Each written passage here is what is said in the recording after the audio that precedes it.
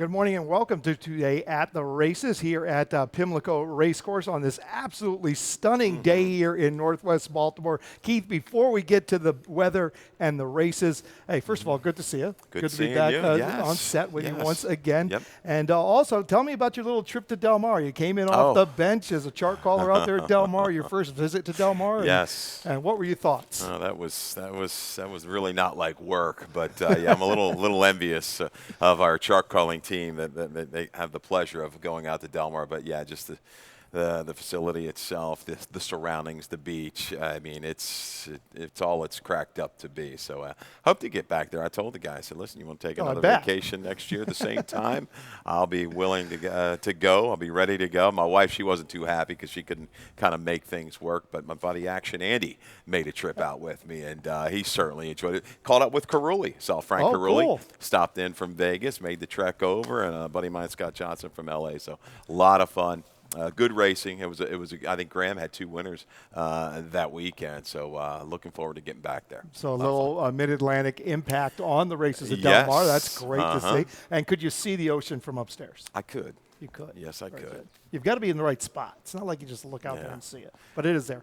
It is a very, very nice place. Let's talk about Old Hilltop, Pimlico. Okay. It's unbelievably good weather today. Perfect. We've got a great stretch of weather coming in, Tim. We do. Yeah. 55 degrees out there. The track is fast. The turf course is firm and looks fantastic as we move in to Friday's card. If it's 55, I'll take the over on that one. Yeah, right I'm going now. to take the over. I think that was from a few hours ago. There's no we'll bet on anything. Oh, I know. Okay. All right, let's move No, on. it's beautiful. It was a little chilly this morning, though, when I was It out was with the dog 50. and a cup of coffee. Yeah, let's 50 go. at Laurel, waiting for it to go into the 40s. It won't be long. Let's get going All on right. our Friday card. We're going to kick it off with race 1. Kicks off the early pick 5, as always, 50-cent minimum, 12% industry low takeout. And we're going to start with a group of maiden fillies and mares, 3, 4, and 5-year-olds going 3/4 of a mile on the main track, claiming price $20,000. And both you and I are on the 2. Oh, Mrs. Mazel for Horacio De Paz. Victor Carrasco gets the call.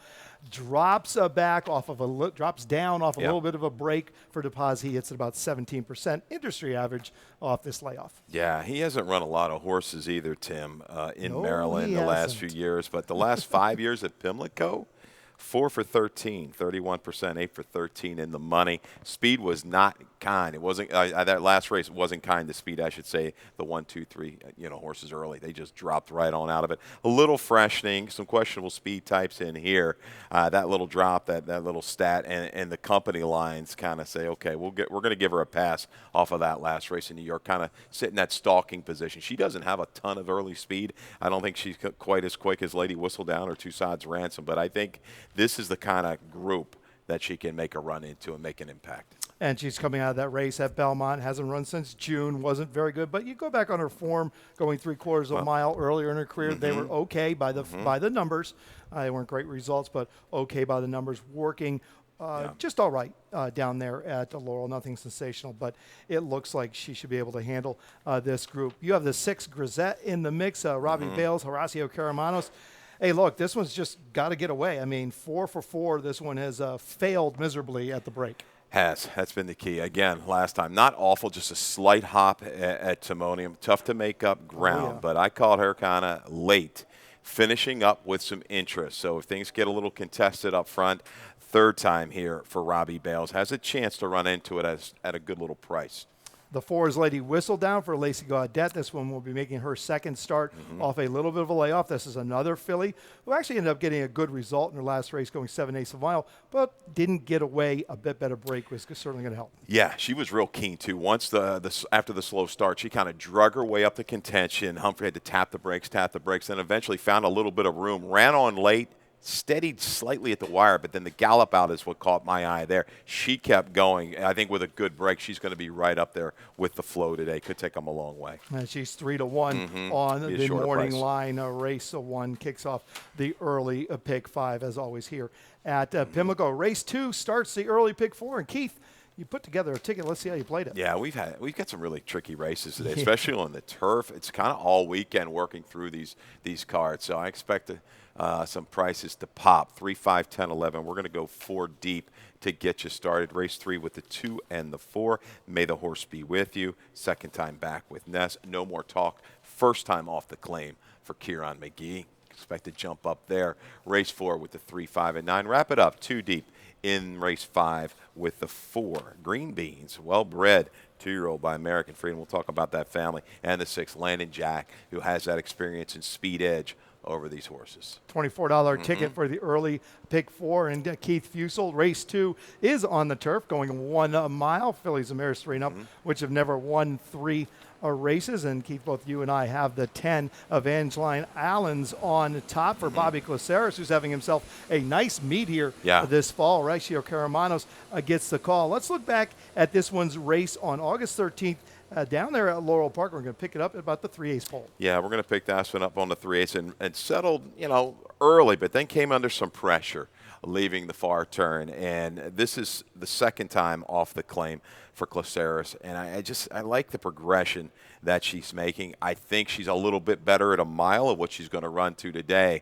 But the way she sustained against this group, he put her to a ride about the 3/8. You see the call, worked herself out in the clear, and is able to kind of shift out. Even a little bothered right there coming to mid-stretch, had to alter out. But I like the way she just kept on grinding. Tim, she catches the field here today. Some droppers, some horses with some real sketchy form, tendency to flatten out. Maybe she's going to go the right direction one more time because I think she has to run a little faster than what she did on that win. So here's the stat, though. Glaceris, Bob Glaceris, look at this, the last 2 months.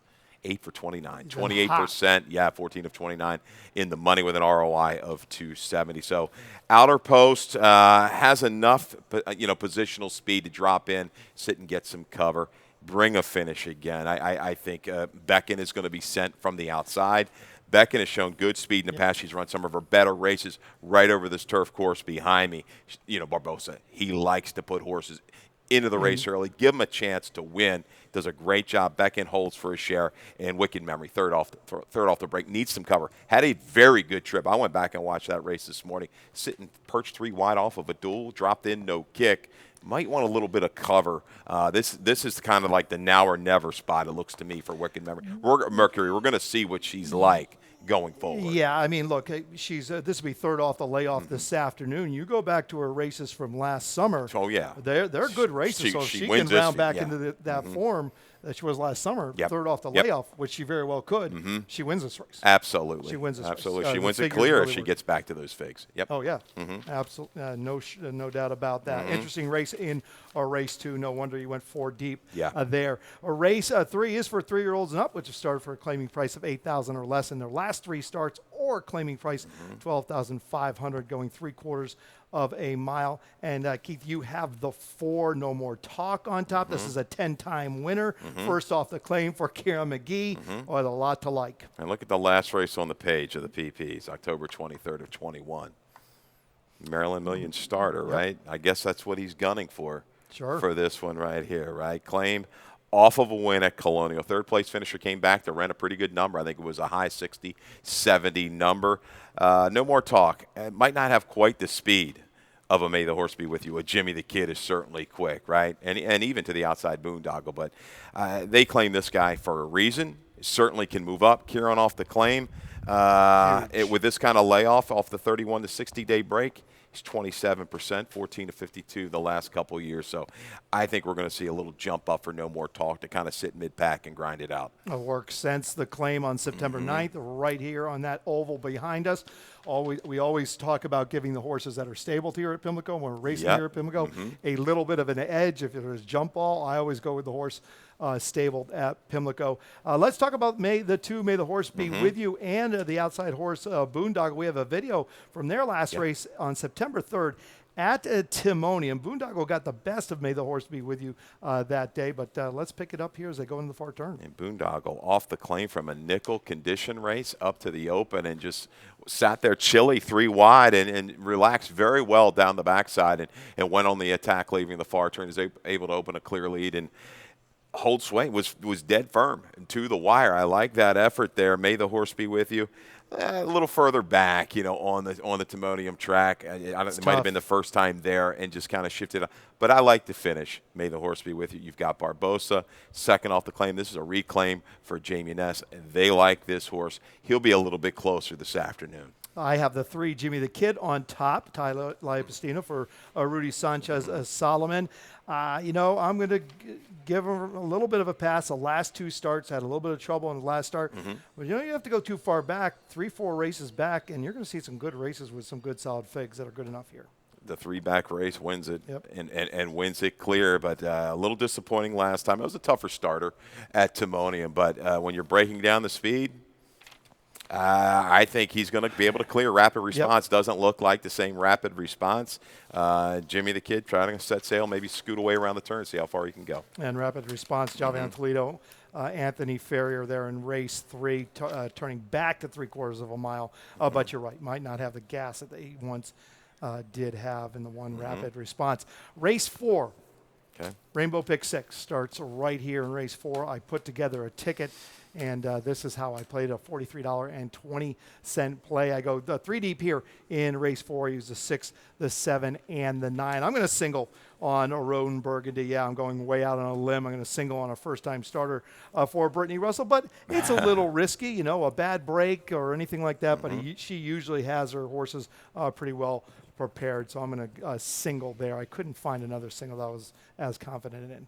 4-10-13 in race 6. Remember, the 13 does draw in race 6 off the also eligible because of scratches. The 7 and the 8 in race 7. Race 8, I spread there in this starter on the grass. I use the 4, the 5, the 10, and the 12 in race 8. Again, the 12 in race 8 draws in off the also eligible for John Walters. And in race 9, I use the 1, the 2, and the 4. $43.20 ticket for the Rainbow Pick 6 starting here in race 4, which is a maiden event going 5/8 of a mile on the grass. Maiden claiming price $20,000. And we'll start with the 3, Twizzlers Hurricane, your top pick for Carl Duran, 15-1 on the line. Ran at Timonium, going a half mile. We know what that is. That's just a scramble on. Yes. Probably didn't get a whole lot of it. But let's talk to me. This is both these horses, the 3 and the 9, maybe a touch of a reach in this race. We'll talk about value plays later. I'll give you a heads up. These are going to be my 2 value plays. We'll reinforce it later in the card. But Twizzlers Hurricane, climbing a little bit early, took some money into that field. Only 7-1. Wink was a pretty strong favorite. Brave for the USA came back. Climbing, didn't really like it. Finally kind of gotten a little bit of a rhythm. Much too late going the half mile. Here's what I like. Half to a 4-time turf winner that had plenty of speed, topped at an 82. Daredevil, the stallion, 21% with the turf sprinters. There's a little shot. I'm not sold on some of these horses, Ashera, Tipsy Torres, some speed. These horses have had a lot of chances. Take a shot with the 3, take a shot with the 9. Dale Capuano claimed the horse off of burialization, right? 9th beaten 21. We're going to raise. We're going to add blinkers, half to a couple turf winners, including a 5-time turf winner. So why not take some shots with the 3 and the 9? Certainly Ashera, probably the one to catch when they turn for home. She's going to have to deal with Tipsy Taurus and some other horses. Gifted Gab, I think, will sit a trip and even at the gate to rally into it, the 5. And going back to the 9, Mashua for Dale Capuano, as throws the blinkers on. Got to work on the grass inner on September 4th. So he seems like he knew exactly what his plan was, and he usually does. That's just the way Dale is. He thinks 3 steps ahead every day of his life. So, very, very interesting. I do have a share on top as my best bet of the day, getting back down to this 16,000, or back down to this 20 down to 16, coming out of that 32 at Timonium, which was on the main track, but it was a good effort. But last time this one was running for the maiden 16 at Delaware, decent effort, and you go back further, see some nice efforts too. So I take that one there. All right. Race 4, kick off the Rainbow Pick 6. We're going to need to take a little break. When we come back, we'll talk about the late pick 5. We're ready for the start. They're off.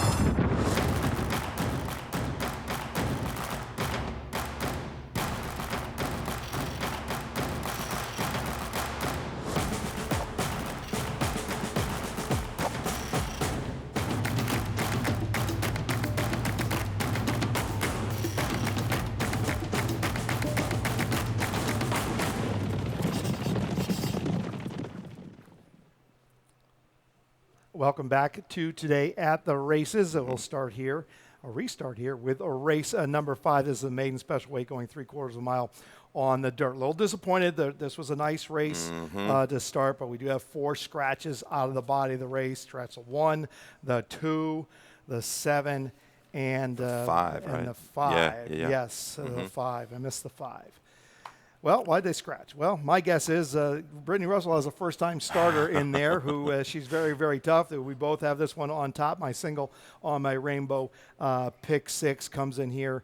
They paid an okay price for this one. They paid $70,000 for this 2-year-old colt by the Factor. Then the works stand up. There's no doubt about that, and she always has them ready. Works are steady. The Factor is about 9% with the first-time starters. This is the first full out of a mare that was 1 for 6. Didn't run extremely fast. Topped out at a 65.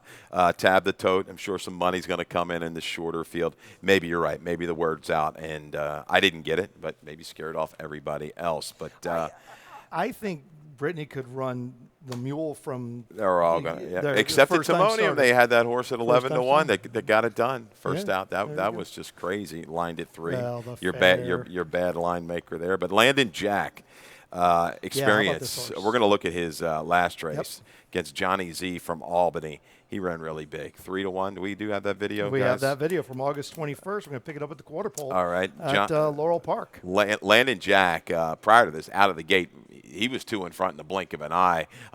Took the pressure from Johnny Z from Albany. Just couldn't quite hold on, going 5/8. But you know what?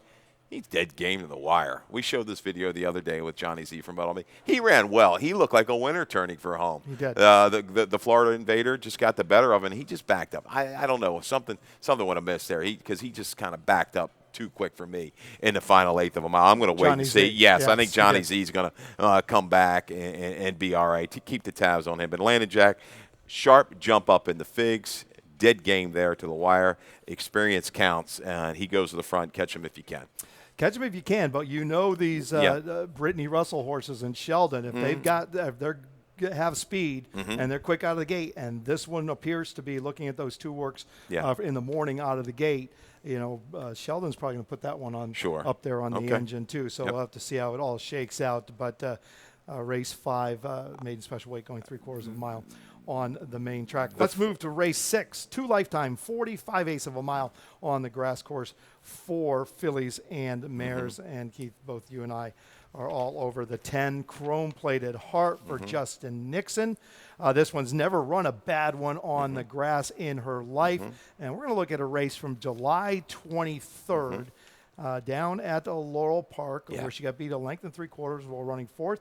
And we're going to pick it up in upper stretch. Yeah, this was off the break and caught some really fast horses in here. You have to chase Fast Lonnie, and Fast Lonnie was quick. Fast Lonnie likes to go out to the hot dog stand and grab a little refreshment, usually in this final 1/8 of a mile. But I thought all things being said, Chrome played hard. A 77 fig off this effort, just didn't quite have that finish. Delaware race, I'll give a pass. I don't know. Different course up there. You know, I can't see this horse, dropping back this much fig-wise. This is the right kind of group. Yes, there is some speed. Has a win over this turf course. Back in for the tag. Chrome-plated heart will be up early. I think Sheldon will be locked in and ready to go from the time they hit the top of the stretch. He'll be ready to let her out, and I think she will respond. Yeah, I agree with you. Draw a line through the Delaware race. It's end late August. Traditionally, that's the time that course starts to get a little chopped up. Yep. And so she'll have a fresh course here this afternoon. But she tries. She shows up every time. The 4 in vain for Mike Trombetta. This one's been very good since returning to the races in June. Yeah, she has. I mean, she's rattled off good race after good race after good race. Sat in a good position last time down inside. Just didn't fire through. But I think a little shortening here to 5/8 might enhance that punch. There will be speed to target, and she's taken, to rating the last couple races. She's shown that she can kind of sit and make a move into it. So I'm going to use her, and I like Killy Start as well. Turning back to the sprint. That's your that's what this filly wants to do. I think she's better off. Again, right there behind Royal Engagement, a Keyhana horse with Chrome Plate Art. Ghostly Night, a little price high. You've got this one in there as well. Might have lined a little high at 15. The buyer figure doesn't reach out and grab you. Nope. But you know what? Second off the claim, and he's raising. Something there he must like. Yep. Second off, he's stepping up, worked since that race on August 21st, so they must have gotten a good feel for this one on the 21st of August when he ran fourth. When she ran fourth, and she only got beat a half length for the whole thing that particular day. Very interesting race. Number 6 to kick off the late pick 4. Race 7. We're back on the main track, going a mile on the 16th. This is for 3-year-olds and up. Start for a claiming price of $8,000 in the last 3 races, or claiming price $12,500. Keith, you and I both like the 7 in this spot. This is Assembly Point. This will be second off the claim for Ricky Silliman. Won first off the claim, ran a big number that day, and has run strong races against a tougher group.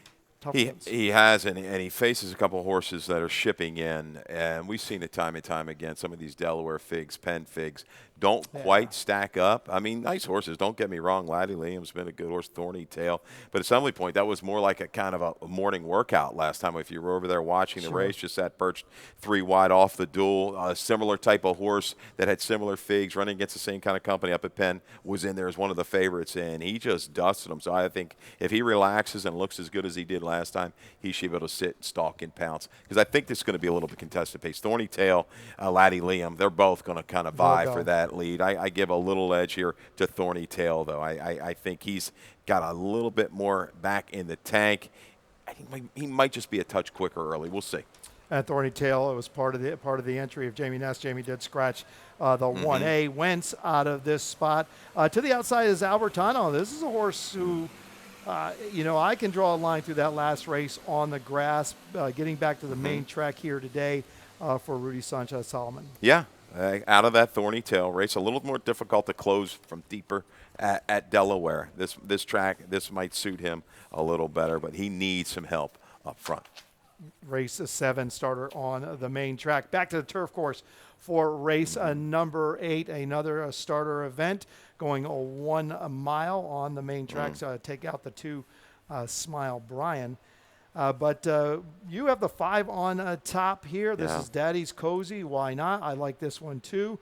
The blinkers go on, and I think it's in an effort to keep this one closer going this flat mile, because closer when it goes mile and 1/8, mile 16th, but is going to need a little more gas. When I look back on his form, this has worked before at Turfway Park with the blinkers on, laid a little closer. Yeah, interesting move going back. We've got Humphrey today, right?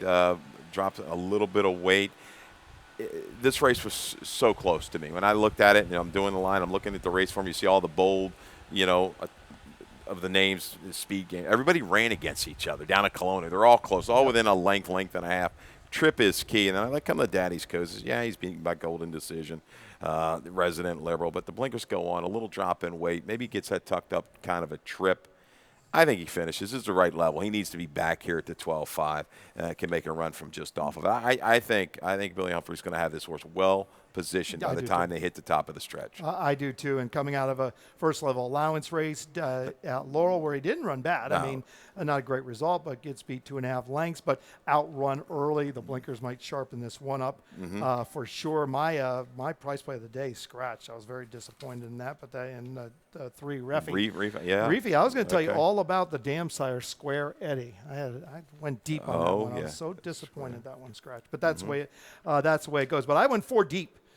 In this race, because you've got to give the 4th Ormond Park. Yes. For Ricky Hendricks, a little consideration to the outside Golden Decision for Chucky Lawrence. So interesting race. We'll see how it all shakes out. Crazy Cater works. Just jumped into 2 deep waters last time out in that 2 other than didn't kick on at all. But the 77, maybe a slightly inflated, but beat the right kind of horse and Wish Me Home, who came back to run tough. 77 and an A other than here. I'm sorry, back at Laurel. So the company line certainly worked for Crazy Cater. Wouldn't be a surprise. So I'm reaching for a little bit of a price in here, 6-1, 8-1 on the morning line. Also look at the 12. The 12 draws in Resident Liberal for John Walters. Good to see John Walters back in the training game. Took off there a little bit of a hiatus. But, boy, he's got this guy in really, really good form. He's escaped at prices. He's running big despite the prices. I think the only thing that hurts him here is maybe this outer, draw. He's going to have to settle and make one steady progression. But he looked like a winner last time, just couldn't do it. But those horses were all right. I went back and keyed up the group of horses he came out of that door. It works for me. So good luck to John. Good to have him back. Trained for Mrs. Riggs, and had some really good horses. Bagatelle, past the Yale on the turf. So glad to have John back. And also here at Pimlico, because it's a 7/8 mile turf course, even going a mile, you start pretty far down the stretch. So there's plenty of room for Jan Avelis to get some position and not be forced out there into the first turn. Race 9, Maiden, 45,000, 3/4 of a mile, fillies and mares, 3, 4, and 5-year-olds. We'll start with your top pick, and that's the 7 Sizzling Hot coming in for Mary Epler. We haven't seen this one since June of last year. And that was for the Maiden 40. Comes right back at the same level, so that's always an encouraging thing to see. Has rights to come back on a drop, Maiden 25, who's going to care, but comes back at the Maiden 40. It's a good family, and I think Lenny's going to go ahead and protect her, right? Would not. You go back. There's some runners in that family. And one thing with Mary Epler, I never worry about long layoffs. She's a horseman. She's been around a long time. She can get horses ready to go. You see recent work was solid over this racetrack. Look at the debut run, and we're going to go back to the debut. How good did she run? Eaty, meeny, miny, mo, response time, some fast horses. It was there till very, very late. I like the positioning from the outside, a little maturity factor. May prompt the pace of Fisher's. Fisher's has got some speed as well, but I like this horse right back off the break. Fisher's first time off the claim for Claudio Gonzalez, always dangerous, about 22%. Steps up just a little bit here from the 25 to the 40. Pretty confident move there. So we'll see how it all goes in race number 9. That's going to do our card for this afternoon, this nice Friday afternoon. Before we get to the all anticipated lightning round, let's talk about your best bet and your spot plays of the day, Keith. They were tough to come up with. That's all I can tell you. That's why I didn't no more talk. First off the claim for Kieran. That's been a pretty good percentage for the last, 8, 10, 12, 15 years. I like this horse and should offer a little bit of value in race number 3. Hopefully sit somewhere mid-pack and ramp it up, leaving the 3/8 pole. Value plays, there's 2 of them in the same race, Twizzler's Hurricane and Mashua. 15-1, 10-1, respectively, on the morning line. Looking at some angles, first turf. One of these 2, I think, if not both, should jump up and make a major improvement off their debut. There you have it, Keith's best bet and spot plays of the day. Let's move in to lightning round.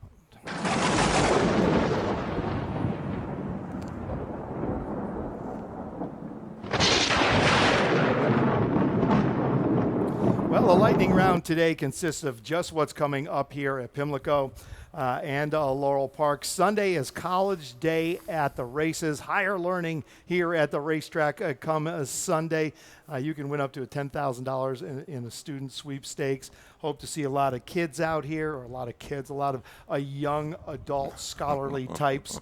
I think I'm going to have my Clemson gear come Sunday on, so I'm going to participate in that.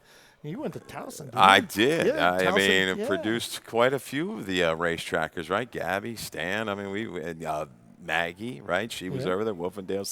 So yeah, and I was fortunate enough to kind of fall into a position. Marty McGee hooked me up my senior year of college and was able to kind of come out here, get some credits my last semester. So that was pretty good. So got a chance for some students to maybe get some scholarship money. We were giving away some scholarships that day. Obviously, the Ravens will be on, other things. Hopefully, we can get you involved in racing, though. Get you some vouchers. Maybe we can get them some vouchers, get them betting. Educate these college kids. I'm going to take a little walk down there to see the co-eds and talk to them about the game. But I'm going to rip out the picture one day. You probably don't remember. Most of you won't remember.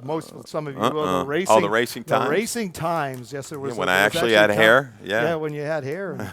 And I don't have any pictures on you. Monmouth, I worked in Meadowlands Meadowlands, Monmouth. That was back in 90, 91. It was a lot of fun. I'm going to rip that out. Hey, next weekend here at Pimlico, we go back into the final weekend of racing here at Pimlico. We have the Fall Stakes Festival, and we have 4 $100,000 races. It's the Sensible Lady, the Laurel Dash, the Polynesian, and the weather vane. That's going to be a big, big Saturday. That'll be our last Saturday until next spring. It's hard to imagine that we're already thinking about next spring in Preakness, but that will be closing weekend here at Pimlico Racecourse, and then we follow up the next week. We go back to the track, by the track, Laurel, for our fall meet, which starts September 30th. We will be running 4 days a week for our fall meet at Laurel, Thursday through Sunday. We get that kicked off on September 30th, and that takes us to the end of the year.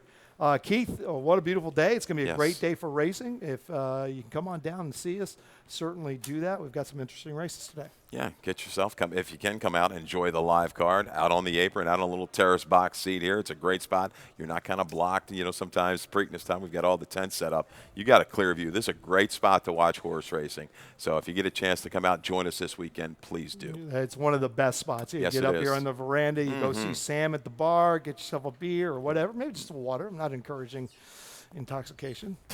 It helps. It But helps. Loosens the wallet up a little bit. Yeah, you got it. All right. Thanks so much for joining us. Dave Rodman's up next with Scratches and Changes. All right. Good luck, everybody.